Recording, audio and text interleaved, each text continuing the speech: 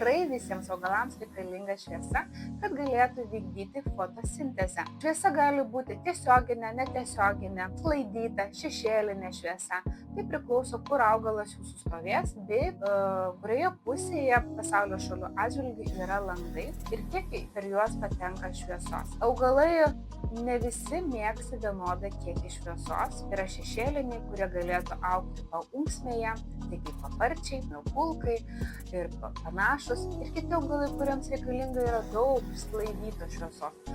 Atkreipkite dėmesį, sklaidytos šviesos, netiesioginės saulės spinduliai, nes jie būtent gali nudeginti augalą ir taip atsiranda rudos dėmės ant augalų lapų. O jeigu vis tik neturite tiek daug šviesos, kiek norėtųsi, o augalų biure tikrai norisi turėti, tokiu atveju yra sprendimas jiems projektuoti švietimą.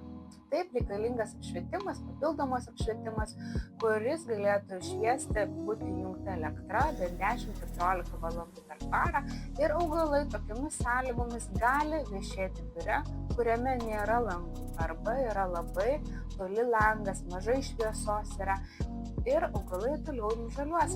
Tad sprendimų yra, jų neatidėliokite ir turėkite daug žalių augalų savo biure,